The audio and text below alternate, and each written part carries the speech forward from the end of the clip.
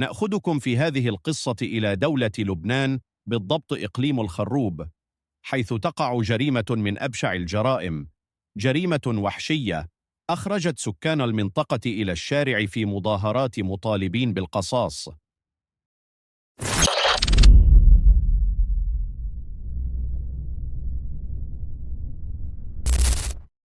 لكن قبل أن نبدأ الفيديو، المرجو وضع لايك والاشتراك، ولا تنسوا تفعيل الجرس لكي يصلكم كل جديد، وسنكون سعداء بتعاليقكم واقتراحاتكم فهي تهمنا. راجية من مواليد 1974 من عائلة متوسطة الحال، عاشت رفقة والديها وإخوانها بهذه المنطقة. بالنسبة لطفولتها، فكان متوفرا لها كل الظروف لحياة طفولة سعيدة. كانت مجدة في دراستها إلى غاية حصولها على البكالوريوس، لتلتحق بأحد المعاهد المختصة في الحلاقة والتجميل، بالأخص أنها كانت تعشق هذا الميدان، وحلمها امتهانه. لقيت الدعم من والدها إلى غاية حصولها على شهادتها.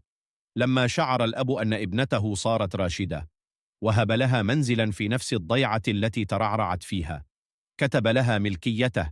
لما حصلت على الشهادة، أخبرها أن المنزل ملك لها، وبإمكانها استغلاله كيفما تشاء، غير أن راجية لم تهتم بالموضوع، وانهمكت في شغلها في صالونات الحلاقة تزيد من مهاراتها. ومن تجربتها في ميدان الحلاقة والتجميل، مرت السنوات، وقيمة المنزل تضاعفت عن الثمن الذي اشتراه والدها به، وهنا ستقرر بيعه لإقامة مشروع، فسعره الحالي صار جد جيد. بالفعل باعت العقار بمبلغ كبير الذي خول لها شراء منزلين بموقع آخر، كما تبقى لها مبلغا قررت إنشاء مشروع، واختارت شقيقتها رتيبة كشريكة لها. اتفقتا على الاشتغال معا، وكان هذا المشروع صالون حلاقة. فعلا بدأت العمل، وصارت الأمور بشكل جيد. مدخول الصالون مشجع وأرباحهما جيدة. نجح مشروعهما، لتستطيع راجية شراء منزل ثالث وسيارة، وباتت أحلامها تتحقق واحدة تلو الأخرى، تجني ثمار طموحها واجتهادها. في هذه المرحلة بدأ شخص اسمه علي، وهو ابن خالها يتقرب منها، وهو من مواليد 1972. بدأ يعبر لها عن إعجابه بها، وأنه كان يحبها منذ الصغر، لتتطور العلاقة بينهما إلى علاقة حب، الذي سرعان ما كلل بارتباط رسمي. تزوجا سنة 2004، وبعد سنة رزق ببنت لتضيف بنتا ثانية وولد ثالث. رغم أن حياتها كانت تظهر أنها مستقرة، لكن علاقتهما لم تكن جيدة. فعلا لم يعد ذلك الشخص الذي عرفته قبل الزواج، أو بالأحرى ما أظهر لها. فبمجرد زواجهما وانتقالهما للعيش ببيت واحد، اكتشفت أنه ليس له حس المسؤولية ويرفض العمل. فبمجرد أن رزق بالبنت الأولى، ترك العمل وجلس بالبيت متكلا على زوجته، هي من توفر كل شيء. ترك لها مسؤولية ومصاريف البيت كاملة، بالإضافة إلى مصاريفه الخاصة. كان يأخذ منها مصروفه اليومي، بل أكثر من ذلك، كان يطلب منها توفير حتى سهراته، بما أنه مدمن خمر ويسهر مع أصدقائه بين الفينة والأخرى. رغم تماديه، راجية ظلت صابرة ومتحملة، تحت ذريعة أنها لا تريد فراق الأب عن أبنائه، خاصة أنهم جد متعلقين بوالدهم، ونظرا لصغر سنهم لم يكن ليستوعبوا حجم المأساة التي تعيشها والدتهم.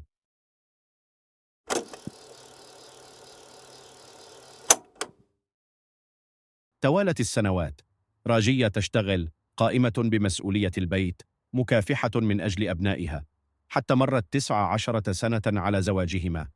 لم تشعر بمرور كل هذا الوقت، لتستفيق على صدمة عمرها، فزوجها علي عرضها إلى أكبر عملية نصب، حيث قدم لها مخدرا، وبعد فقدانها الوعي وضع بصمتها على عقود جعلت كل ممتلكاتها تنتقل إلى ملكيته. بهذه العقود تحصل على ملكية المنازل الثلاثة ليبيعهم بعد ذلك. لما واجهته بهذه الحقيقة، أجابها بكل وقاحة: نعم، لقد قمت بذلك، ولن أعيد لك شيئا، فأنت وأملاكك ملك لي. هنا كبر الخصام وتأزمت المشاكل بينهما، وبرغم من تدخل الأسرة من أجل إصلاح ذات البين بينهما وحثه على إرجاع ما أخذ بغير حق، لكن تعنته أوصلهم إلى الباب المسدود. قررت راجية اللجوء إلى القضاء، أولاً لطلب الطلاق، ثانياً وضعت شكاية تتهمه فيها بالنصب عليها. في الأخير حصلت على الطلاق، كما ربحت قضية حضانة أبنائها. رغم كل ما حصل ورغم حجم المشكل بينهما، فراجية لم تقم على حرمانه من لقاء أبنائه، بالعكس اتفقت معه أنه بإمكانه رؤيتهم كلما رغب في ذلك، وهذا ما كان.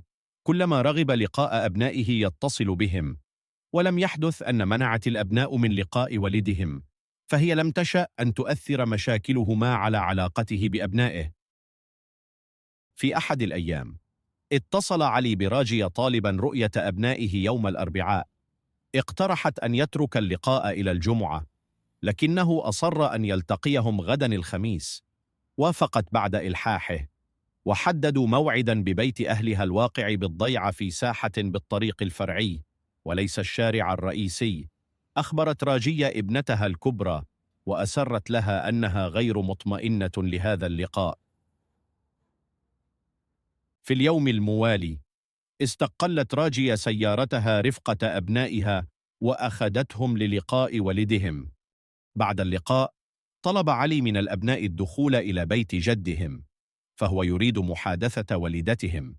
كانت 3 رفقة كلبهم، البنت الوسطى والولد انصرفوا، أما البنت الكبرى أرادت البقاء رفقة والدتها، لكنها أصرت عليها بالانصراف.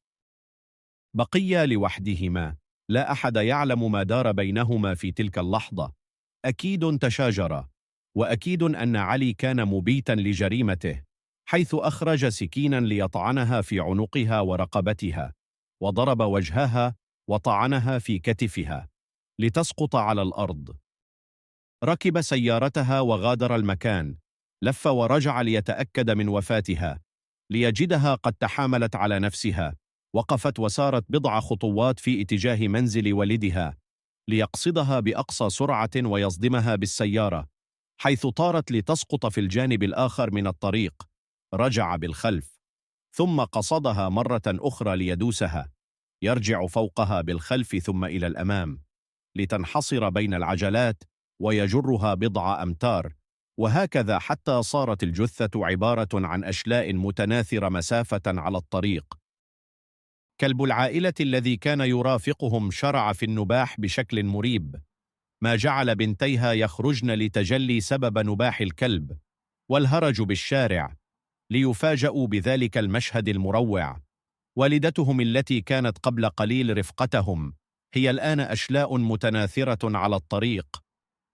والأدهى من ذلك، الجاني الذي كان في حالة غير طبيعية كان هائجا حاول قتل بنته الكبرى، لكنها نجت، لأن ما صاحب هذه الجريمة من ضجيج، ولو أن ذلك مر بسرعة سرعان ما احتشد الجيران والمارة.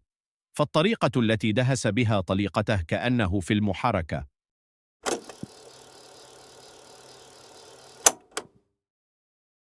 فقدان راجية بهذه الجريمة البشعة كارثي على العائلة بأكملها. صرحت شقيقتها رتيبة: ما نعيشه من ألم وغضب لا يمكن وصفه، ف19 سنة وشقيقتي تتحمل منه العذاب والعنف والتهديد بالقتل وقتل أولادها. وعندما لم تعد قادرة على التحمل أكثر، قررت الطلاق، فقرر إنهاء حياتها.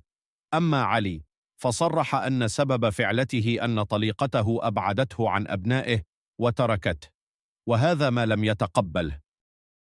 ما يؤثر هي رواية البنات عن ذلك المشهد المروع، حيث صرحت البنت الوسطى التي تعرضت لهزة نفسية تطلبت متابعة حالتها عند طبيب مختص. إنها لا تستطيع أن تنسى منظر والدتها التي طحنت على الرصيف. أي شخص طبيعي سيفقد عقله من فظاعة المشهد. تم اعتقاله ولم يصدر حكم في حقه لحد الساعة. هذه الحادثة أخرجت مجموعة من الجمعيات في وقفات احتجاجية منددة بالعنف ضد النساء، خاصة مع تكرار مثل هذه الجريمة ولو ليس بهذه البشاعة. التساؤل الذي يحير: كيف تمكن من الاستيلاء على ممتلكاتها بتلك السهولة؟ هل بلبنان يتم تحويل الملكية بسهولة؟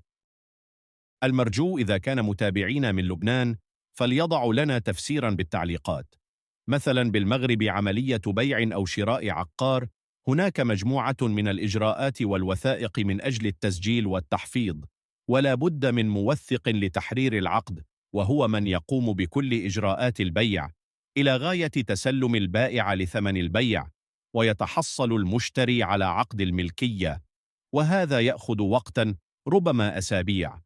إذا غريب كيف تمكن من الاستيلاء على ممتلكاتها بمجرد تخديرها لتستفيق وقد فقدت كل شيء.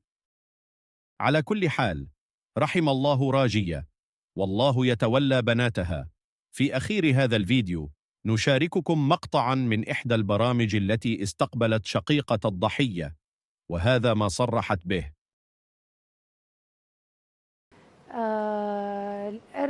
الخميس دق للأولاد قال لهم بدي اشوفكم. كنت عم بحكي لك الاربعاء لحقها كل نهار. نعم. حكيت مع بنتها على التليفون، هي وراجعه على البيت من المحكمه وعملت كم مشوار يعني. نعم. قالت لها لو بتعرفي بيك شو عم يعمل فيي، مشتركني بحالي، الله يسترني منه. بس اوصل على البيت بخبرك شو عمل فيي لتبزقي عليه، لبنتها الكبيره. نعم. اجت على البيت وخلص انهار ورجع على ضيعته، على الضيعه لعنا يعني. نعم. قالوا له بكره نجي الجمعه، قال لهم لا اليوم. لا اليوم، لا بكره. اصر عليهم اليوم، وهن بتعرفي امهم عم تقول لهم هيدا بيكم، هيدا كذا، بدكم تروحوا توقفوا حده، بدكم تخلوه يشوفكم، انه نعم. يضلوا على تواصل. ما تمرقوا من الطريق العام. عنا نحن بالضيعه طريق العيادي في ساحه الجامع وما بعرف شو. اخذهم على الطريق. وصلت هي واولادها معهم كلب صغير، كلبتهم يعني. قال لهم للاولاد انزلوا من السياره وروحوا عند بيت جدهم، بيت جدهم قريب على الساحه. وهي كمان بتقول لها بنتها الكبيره بضلني معك، قالت لها لا روحي. راحوا وصلوا هن، الله اعلم هون شو صار، بس بقولوا صار في شريعه صغيره يعني عم يحكوا مع بعض.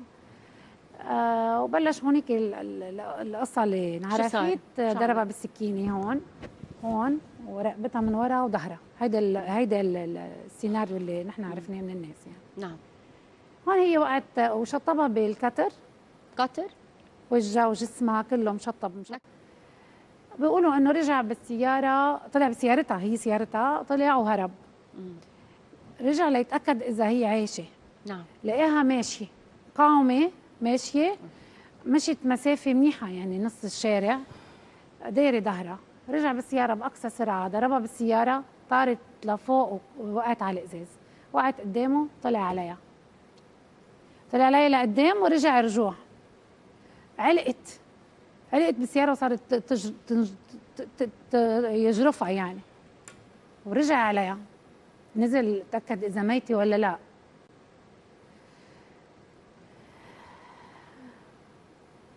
وهرب، رجع، طلع عليها وقدم. هون اولادها سمعوا صوت الكلبه قبل ما يطلع علي اخر مره. صارت الكلبه تعوي بشكل هستيري يعني. طلعوا الاولاد من عند بيت جدهم عم راكدين على الكلبه، بيطلع بوجهه ولاده. الصبي اخر شيء، الوسطانيه البنت اقرب شيء له. نعم. طلع امها قدامهم وحاول يقتل قدام البنت، الاولاد، وحاول يقتل بنته بتنط على الجل هيدا حكي بنته، وبتدهور بجل. بصير بيشوفوا الصبي بينزل من هيدا، بيصير يصرخ. بيقولوا الاولاد طلع منه صوت شياطين، وهيدا جبينه هالقد ورمان من الاجرام اللي فيه. صار يعيط لبنته الكبيره بده يركض عليها يقتلها، هربت منه. الصبي صار يقول له انت ليه كلك دم، انت قتلت امي؟ ركضوا الاولاد ما عرفوا امهم. انا طبعا مش واعيه، درك وعشقه ودنيا وناس وهيك. قلت لهم بدي اشوفها. قال بدنا نخليك تشوفيها عن بعيد. انا فكرت حالي رح شوف جدتي. نعم. لا في جدتي ولا في شيء. شو في شرشف مغطى هيك هالقد علوها هالقد مطحونه طحن ما مبين قالوا لي ما عادش تسالي وين ضربها وين شكها وين كذا، بدنا نشوف طبيب الشرعي ليقول لنا وين. ما في جتة، ما في جتة. بنتها لمت لها دينتها من عن جنب وعينها بجنب. هيدا حكي بنتها الصغير. هلا انا لميت لها دينتها لامي مشقفة الشقيف تحت السيارة. شو هي علو السيارة هالقد؟ شيء مش طبيعي. منكل فيها لشبعان ومصر يمحيها عندك، يمحيها محي جتي. ما في. إلى هنا نستودعكم بالله، وإلى اللقاء في الفيديو القادم. فضلاً وليس أمراً ادعمونا بلايك وسبسكرايب تشجيعاً لنا. لا تنسوا تفعيل الجرس ليصلكم كل جديد.